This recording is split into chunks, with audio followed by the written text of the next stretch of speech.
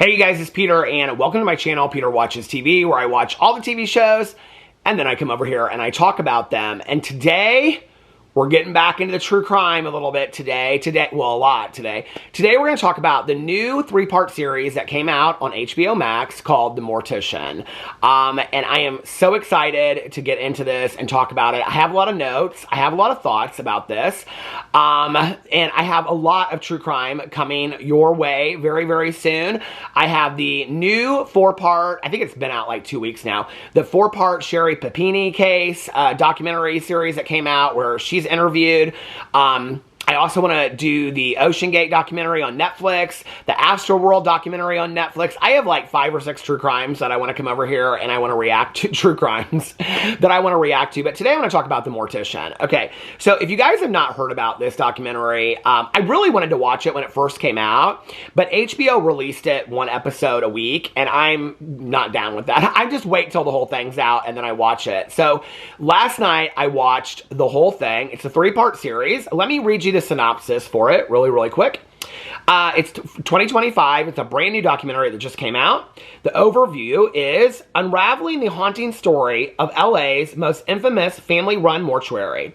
In the early 1980s, David Sconce took over the Lamb Funeral Home and engaged in morally questionable and inhumane practices to increase his earnings.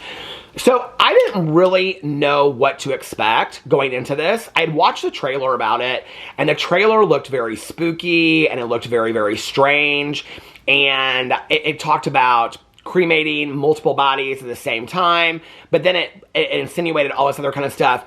So I was really, really excited to watch this documentary. In all honesty and in all transparency, I found the documentary, in comparison, I've watched so many true crime documentaries. I mean, I've probably watched everything that's out except for what's new. I felt like the pacing was very, very slow. I felt that it was very boring at times. I got really, really bored watching this. I mean, halfway through the first episode, I almost stopped it. I almost was like, I'm not really interested in this. And something else I want to share with you is that I personally, and I think we all get triggered by different things, I personally found it very triggering on a grief level. The beginning of it, they show lots of pictures of bodies in caskets, lots of bodies in caskets. They talk a lot about how funerals like really got started in the United States and funeral services got started in the United States. They talk a lot about the practice of embalming and stuff. It's really kind of in your face. I don't know why. Usually this kind of stuff doesn't bother me, but I think in the context of how they were talking about it, in the context of the dignity of grief and the whole grieving process, for some reason it kind of took me back to like my mom's passing, and it took me back to the whole process of planning her funeral and things like that. It was kind of triggering for me a little bit to watch it. I think also David Sconce's callous attitude, as well as some of the other people that were in the documentary that worked for David Sconce, their callous attitudes towards the families of the people that they had cremated and, you know, had funerals for. It just was all of it. It just was so demeaning to the term that they use in the documentary, which is the dignity of death, that for me, I don't know, it was really hard for me to watch a little bit, and also, it was really slow. I felt like it could have been one episode. It could have been an hour-and-a-half documentary. It didn't need to be 3 hours, and each episode was, I think it was like 58, 59 minutes. It was close to an hour each episode. I also have to tell you something else that was really interesting to me. So, I've never heard this name in any documentary, book, anything that I've read. And I cannot wait to talk to my cousin Caroline about this. She's actually on a girls' trip right now, but because she'll watch this documentary. She watches a lot of true crime. But his name is David Sconce in the show, okay? So that is my mother and my aunt's maiden name. Their maiden name is Sconce, which I don't really, like my middle name almost was Sconce because of that. I almost never hear anywhere the name of, it's not a very common name. Well, at least in Indiana, it's not a very common name. I don't know that I've ever run across another Sconce that I'm not related to. So for that reason, it was kind of weird for me. And then, on top of that, David Sconce's ex-wife's name is Barbara, which means that at the time that she was married to David Sconce, her name was Barbara Sconce, which is my mom's name was Barbara, which means that his ex-wife's name is my mom's name. So it was very unsettling for me on a personal level to watch this documentary. It just was weird. I don't know how to explain it other than that. It just was like, if it was like I was watching a documentary and the person's name was Peter Mon, it was weird, you know? It was weird to me. So anyway, let's get into this documentary. I will say this. I think maybe my expectations were really high for this documentary. The trailer, I think, often when I watch trailers for movies or documentaries, like sometimes I will watch like my husband sends me trailers for movies all the time. If I start watching like the first, let's say 20, 30 seconds of it, and I think it looks interesting, I turn it off. Because I don't really want the trailer to ruin anything for me in the movie. I almost kind of think that the trailer that I saw and the articles that I've read pumped it up to almost be kind of something more than it really was. I don't know. I mean, do I think that this man has a lot of issues? 100%. Do I think that he's a really sick individual? 100%. Do I think that the families of the victims deserve to get acknowledgement for this? Yes. Do I think it needed a 3-part documentary? I don't know. To me, it was very repetitive. It didn't really get interesting until like the last part of the second episode and in the third part of it. And then the last part of the third episode was just kind of them filing it up. It does end, if you've ever watched The Jinx, which is probably one of the most fantastic documentaries. If you are a true crime, I waited years. I think I watched it, part 1 and the newest part 2 last year. And I had heard about it for years and years and years. If you've never seen the documentary, The Jinx, I think it's also on HBO Max. There's a part 1 and a part 2. But when you see the poster for it, of the Jinx, it's this guy sitting in a chair, Robert Durst. It's this guy sitting in a chair, and I thought it was like something to do with Wall Street, like some financial true crime or something. And I was never interested because of that. And when I started watching the Jinx, I was hooked. I mean, you talk about a fantastic true crime documentary. I mean, it's unbelievable. The first part of it is they're pulling this torso from the bay in Galveston, Texas, and arresting Robert. I mean, it's unbelievable. But at the very end of the part 1 of the Jinx, I don't want to ruin it for anybody that hasn't seen it, but it literally, I was going to say mic drop moment, but it's mic catching moment is what it is. There's the very end of the documentary is this moment where it's like, what just happened? And then that kind of spurns the part 2 of the Jinx, which both of them were fantastically done. This documentary ends on that kind of moment too. They interview David Sconce through the whole thing because at the beginning of the documentary, David Sconce is getting out of prison for, you don't know when the documentary starts why he just got out of prison. What you find out is he's been arrested and incarcerated so many times in his life. And the last time was the highest that he got. It was for a parole violation for having a gun. And he got 25 years to life in prison and actually served 10. So that's why he's just getting out when the documentary starts. And so they interview him through the whole thing. But in the very end of it, I have it all in my notes here. Hold on. At the very end of it, they like start asking all these questions. So this guy that they interview the victims' families, the victims, the police officers, the detectives, other funeral directors, people. I mean, they interview his ex-wife. They interview cellmates of his. And one of the things is they interview the cellmate or this guy that was in the cell next to him in prison, who basically David Sconce told everything to. And he says at the very end, right before the final interview, the cellmate says, one of the things about him is he's so arrogant that he doesn't know when to shut up. Like, he tells you too much. Like, he's like, he goes, we're all criminals in here, but like, he is like arrogant. Like, he's really sick. Like, he wants to tell you what he did. And so you knew there was a moment that was going to come up. And so the documentary ends with him, insinuating that he committed more murders. But he never says he committed even one murder. He just insinuates that there's all these things that he could tell him. And the producer's like, well, I don't want to know about it. He's like, I'd have to tell the police. And he's like, no, you have to keep it between you and I. And the producer's like, then I don't want to know. He's like, well, then we can keep it off camera. I can tell you. And the producer's like, no, I don't want to know. And I'm just like, this scene reminds me of the Jinx. Like, are they trying to get a part 2 to this? Because I felt like it was pretty conclusive. I don't know that we need a part 2 to the Mortician. In all honesty, and I got so many direct messages from people being like, you have to watch this. I mean, on a scale of 1 to 10, if I was going to give this a rating, I thought that the overall story was interesting. It was something I had never seen before. I thought the way that they respected the victims and their families was fantastically done. I thought at the centerpiece of it all had David Sconce, this very bizarre man. that was almost kind of convincing in his way of explaining how he felt about things. But did I believe that it deserved a part 2? No. And did I think it was even that great of a true crime documentary? I probably, on a scale of 1 to 10, give it a 4. I mean, if one of my friends called me and said, do you think this is like a must watch? I'd say no. Like, you can pass on this one. I didn't think it was that great. I really didn't. So let me get into the notes a little bit that I have on here. So, I mean, it's really about this guy that was scamming the dead. So David Sconce is this guy. I think he's about, I'm 50, I'll be 53 next week. Oh my God. I'll be 53 next week. I think he's like 10 years older than me. And maybe 15 years older than me. I don't know. And he lives in Pasadena, California with his parents. His mother's father, yeah, his mother's father owned Lamb Funeral Home Services, which is where if you were like the rich, up-to-do, middle to upper class in Pasadena, everybody got their funerals done at Lamb Funeral Homes, is what they explain. And so he grew up very privileged. He grew up wealthy, and he wanted to go into the Navy. He says at the end of the documentary. He doesn't really ever say that at the beginning of the documentary.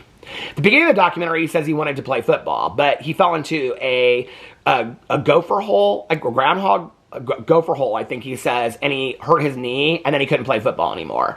So his parents were like, why don't you go to this funeral services school? I can't remember what it's called, but anyway, and then you can learn the mortuary business and you can come work for the Lamb Funeral Home. Now, I will tell you this, at the beginning of this is this woman, and she is part of this school, and she is fantastic. I love her. And she talks about like how she really normalizes the idea of death. And she's talking in there, and they say something to her about, like, and she's like, are you going to interview him? Because she's like, he's the one that kind of sets the precedent for how we do things today, because, and it's weird to think that. I mean, that is why this show is important, because now there are all these laws and regulations in place for how people are cremated, and that the dignity of the dead and respect to their family, there's all these laws and regulations in place, and that all stems from what he did. So for that reason alone, the documentary is important. But she's like, are you really going to interview him? She's like, oh, wow. She's like, I want to hear what he has to say. I loved her for that. It kind of took me back to, I remember a sociology class that I took when I was in college, and it was called it was about death and dying. We read like Elizabeth Kubler-Ross's On Death and Dying. We talked about like the idea of where the living room came from, and all that kind of stuff, and the idea of why we call it the living room, and how they did funerals in the homes back in the day, and covered the clocks, stopped the clocks and covered the clocks and the mirrors and things like that. And I remember that class, and it was a lot about talking about like normalizing the idea of death for families. One of the things that was interesting to me about this documentary, I don't know if anybody else caught it, and I don't know about this, I've never heard about this before, but they showed like parts of the old funeral home, and they had something in there called a slumber room, which was like a bed. Was that for families that could, does anybody know about that? Was that like families could come and sleep at the funeral home with their loved ones that had just died? Like, that is so spooky strange to me, but I guess for some people maybe it was comforting. I don't know, but that was so weird to me. So it's about him starting to work at this mortuary, at his Lamb Funeral Home Services, and then it's just about, this is really all about greed is what it is. And so he's in this school, and they're all like doing basically in-home cremations. Like, each funeral home is doing their own cremations. So what he realizes is that he could outsource all the, I think they're sending them to one place all to get cremated.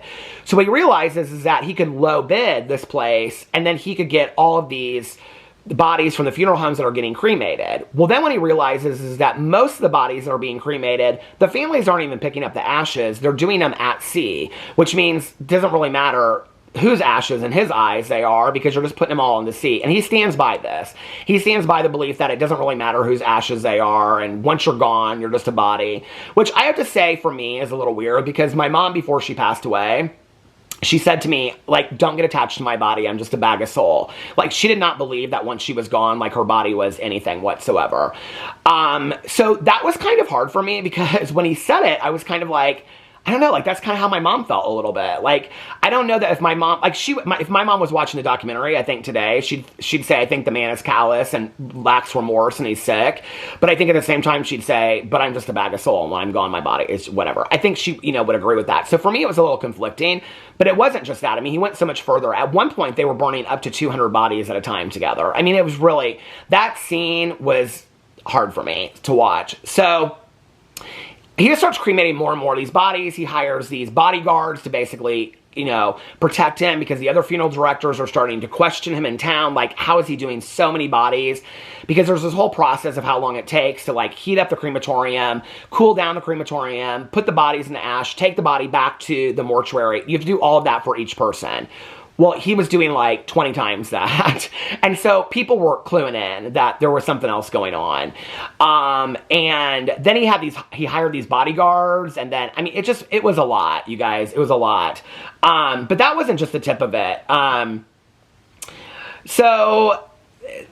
I put on here that I thought it was boring and kind of triggering, and at the beginning I wouldn't recommend it, and then I almost stopped watching it several times, but then it started getting good towards the middle of the second episode. So they're talking about cremating hundreds of bodies at the same time, and also he's doing, the mom, who is like, her name's Lori Ann, I think.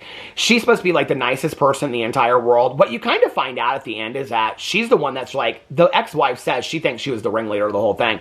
That she was just kind of like running the whole system. Like, they were taking people's teeth and like breaking out the gold with it. She had set up all these like pre-arranged funerals. They're called pre-need arrangements. And so there's apparently like this funeral auditor that goes in and like makes sure that like they're taking people's money for like these, like, and you're supposed to put it aside in like a special account. So when that person dies, like the money is still sitting there. Well, she wasn't doing that. And she was like, oh, I'm so sorry. Like, I just want to help families so much. Like, she didn't care about families. She cared about money. That woman was all about greed. The whole family was all about greed. So she gets arrested, and her husband gets arrested for grand theft, for these pre-need arrangements, okay? But they're also, like, taking these people's teeth, and, all this kind of stuff. And then they find out that they're harvesting body parts that they had put in the contracts that you sign for the arrangements, the cremations or the whatever, that there was a line that was slipped in the middle of it for tissue samples that would insinuate that they could take any kind of body part that they wanted to. They were taking corneas, they were taking whole eyes, they were taking brains, they were taking hearts. Some of these family members found out that, like, their loved ones, without their knowledge, hearts and brains were being operated on and being researched on, like, in other parts of the world, and they had no knowledge of it and never were okay with that. It was just, it was so mumuch further than just the cremating of the hundreds of bodies at one time. It was grand theft for these pre-need arrangements, harvesting body parts, and it was a lot. There was no consent to the donating of organs for research or use. And so then it brought into this whole idea, this question of dignity of death. Like, does the person that died and do their family have a right to dignity of death? And I 100% think yes. I think at the beginning they talk about how this one funeral director says something about, in your life, like the three things you'll spend the most money on is a house, a car, and your funeral. And so when you're talking about dignity of death, these people, it's just about greed. It's really not their right to say what you would or wouldn't care about. It's your last right is really what it is, And you should be able to have, I believe, last decisions over what happens to your own body, Then this one guy who was one of the drivers said that the mother would call him, like, when he would pick up a body, and she'd say, is the body still warm? This is where you found out the mom was part of it, because before that you thought she was just kind of clueless to it. And she'd say, look in the eyes, open the eyes. If they're still kind of wet, put some eye drops in it. And so that's when you realize that she was part of the body harvesting as well. Which is weird, because I watched that documentary a while ago. I think I did a reaction to it called The Kings of Tupelo, and it was about the guy that everybody thought was crazy, and he was saying that hospitals and funeral homes were harvesting body parts. At the end of the documentary, the woman from the school says, all these laws and regulations are in place, but all across the country, funeral homes are still doing this. Like, this is a rampant thing that's still going on. it really, for me, it kind of really made me question, like, what do I want to happen when I pass away? Do I really, like, I don't know, like, is this what I want to happen to me? That do I care? It really makes you question your own mortality and all this when you're watching it. And then everybody thought she was nice and pious, but you find out that she's scamming people just as much. And in fact, she had this card on her desk that would mark how much ash had to be in each urn for each person. And it even included babies in there. They were even doing this to babies, you found out, which was just like, it's unconscionable to me. I just can't believe it. And she was the one that was giving the orders. They were taking gold from the teeth. Then this guy, David Sconce, was like threatening to beat up. He was threatening and having his bodyguards, even these cards made up for these bodyguards to like threaten and beat up other funeral directors that were kind of onto him a little bit. This Tim Waters guy, they had beaten him up, and it really didn't shut him up at all. He was like this 24-year-old funeral director that kind of wanted to like be the next big thing. I think David Sconce was threatened by him, or that's what they imply. And so he had him beat up. Well, then Tim Waters doesn't shut up. And then all of a sudden he has this supposed alleged Italian dinner with David Sconce and then dies hours later. And they find out when they look that it's from oleander poisoning. He gets charged with this. He gets in charge for conspiracy of murder. But then he tells him to dig up the body. This is where I think he knew a lot about mortuary science, because this one expert comes in and he's like, I mean, the body had been in the ground for so many years, or had been in this like mortuary for so many years, that there was really like, you had to test like the juices from the liver and stuff like that. And it was really, that sounds so gross, but that's basically how he describes it. And that it would have been really hard to get oleander from that. And he even says, he goes, based on his behavior and the way that he acted, he truly believes that David Sconce is responsible for this murder. So then they bring in all these conspiracies to murder too. I mean, there was this one guy that is on there. He's another funeral director, this Elias guy, and he finds out after like the court hearing and stuff I think it's by there's this one informant that won't show his face, that there was like a hit out on him by David Sconce. I mean, this guy, like, they were trailing him for a month. The guy should be dead. So you have a funeral director that is so greedy that he's trying to take down other funeral directors while he's I don't even know. They never said how much money they ever made. Like, throughout the whole thing, they never said, like, this is the lump sum of money that they made. But, like, they were doing upwards of, like, 10,000 cremations a year, not to mention funerals. Funerals are extremely expensive. Body harvesting, I mean, it was like $500 to $750 a body part.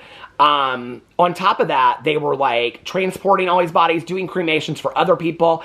I mean, the amount of money they had to have made from all this, the gold in the teeth, the jewelry they were stealing. I mean, this one woman says she wanted her mom to keep on her wedding band and engagement ring, and the woman at Lamb Funeral Home said, you would rather have it with you. Basically insinuate, because they'll bring you memories, but she's like, what I didn't realize was she was trying to tell me something at that time that she couldn't tell me.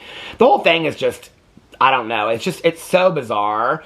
So that's kind of when you find out that the mom is kind of in charge of it. David says later that he kind of lied for them so they didn't have to take the fall, but like it was a family business from the very beginning with his grandfather, who was like so highly respected in Pasadena, that the whole family had been doing this. So this basically what David Sconce insinuates is that this is a funeral business. Like, this is what a lot of funeral homes do. And I'm like, I just can't believe that every funeral, I mean, I know people that work in mortuary funeral services. Like, they're really, I don't know. Maybe I'm snowed too. Like, I just can't believe that this is what everybody does, you know? So then that's when the ex-wife says that she's the one giving the orders, and they bring up this whole Tim Waters thing, that he was killed by oleander poisoning, and then that's when David Sconce is charged with conspiracy to commit murder. They all go to court. The parents' defense was that they were victimized by their son, that David Sconce was doing this to them, and he basically lies for them and takes the fall for them. But 20,000 families at this time were affected. 20,000. 20,000 families were affected at this point. 20,000. And the parents got 38 months in county jail and would be out in half the time. Then he goes, this was the preliminary thing. Then he gets a new judge. The new judge drops 20 of his charges, and David Sconce, for all these offenses, body harvesting and all this kind of stuff, okay, and cremating 200 bodies at a time. So the way they catch him, so the crematorium burns down. This guy's like high. He's like meth addict. He falls, does something, goes off and gets high, and then the crematorium burns down. So then he's got to be doing bodies in a new place. So he's got this warehouse out in the desert, okay? Well, he's burning in these like heaters at the time, like 200 bodies at a time. They show pictures of them opening, like the FBI and the police coming in. I think it's just the police coming in and opening. It is so gross what they show. I was like, and he just acts like it's no big deal. Like, I'm like, this is, and like the one guy that works for him won't even look in the ovens. I mean, it is disgusting. And he gets compared to, YouTube doesn't like this guy's name, but a very historical figure of, you know. And I'm like, the callousness of it, I think, is, I don't know. It just was, it was so much for me. And then he gets charged with a death penalty charge of Tim Waters with the oleander. After that, after he gets to 5 years. They do this whole test, and they find this extensive test. They find no poison in Tim Waters' body, and then the case gets dismissed. Then he's back with his wife, and he's living out at their summer lake house, and he's driving these buses, and they give him these buses, these tickets to sell on his own, but then he forges his own bus tickets. I mean, he's just a scam artist, and he gets 5 years in jail. Now, what was killing to me about that was that you got 5 years in jail for body harvesting and scamming families, and you also got 5 years in jail for forging bus tickets. Like, in the eyes of the law, people see those things as the same. I mean, it was unbelievable to me. They interviewed this one jury member for the parents on the parents' trial, and I loved her honesty. She was like, we were hoping they got life, is basically what she says. Then he says he divorced his wife, Barbara. And why did he divorce her? I mean, at this point, they've interviewed her, and she's like, I loved him, but I just couldn't believe that he wasn't part of this at some point. I mean, she's been through so much. They got 2 kids together at this point. Then he divorces her because while he was locked up, she got a boyfriend. He couldn't trust her. This man is delusional. This man is delusional, okay? Then he blames it all on his parents, because if it wasn't for them getting him into the mortuary business, none of this would have started anyway. I was like, is this for real? Like, am I really, like, is this man for real? Like, he is, I mean, he's delusional. He says today he has no relationship with his family, and that after his dad died, his mother would never talk to him again. And she declined any interviews. They show these emails where she's like, I'll sue you for every penny if you talk about me, or whatever. They show her sitting outside like this double-wide trailer out in the middle of nowhere, and she's like in the backyard eating something. Time has not been kind to Lori-Ann, I'll just say that. But anyway, she doesn't get any interviews. And then they talk about how there's new laws and regulations regarding the cremation. But that's still happening all over the United States. If you like this documentary, I will say you should watch The Kings of Tupelo, because it's similar, and I think it's got more eccentric characters, and it's a more interesting documentary. I thought this was just really a demonstration of how greed and sickness just can take over. I mean, it's one thing to say this man was like a sociopath, David Sconce, let's just say he is, or whatever, and that he just doesn't really care about anything and it's all about greed. But you're talking about a family system. You're talking about him, his mom, his dad, his grandparents. You're talking about all these people around him. I mean, are they all sociopaths, or is it all about greed? I don't know. That they could care less about the human experience and the death experience in the human experience, you know? I mean, to me, he never seems remorseful, not once, through the whole thing. I mean, he'll say, yeah, sure, I feel bad, but I do it over again, and stuff like that. And he always makes himself the victim throughout the whole thing. And at the very end, he starts insinuating about these murders that he committed. They go flashback to this informant that says he thinks he committed 3 murders, Tim Waters being one of them. He goes in and starts talking about this stuff, but he says he can't talk about it on camera. The producer says he doesn't want to know because he would have to report it, basically. And then he's like, well, then I can't share it. But you can tell he's wanting to share it so bad. So I'm like, is this them trying to get another part out? Or I don't know. To me, it needed to just be done at that point. It was bizarre. It was bizarre. So if you've watched it, let me know what you think in the comment section below. I love you guys, and I will see you tomorrow. Bye.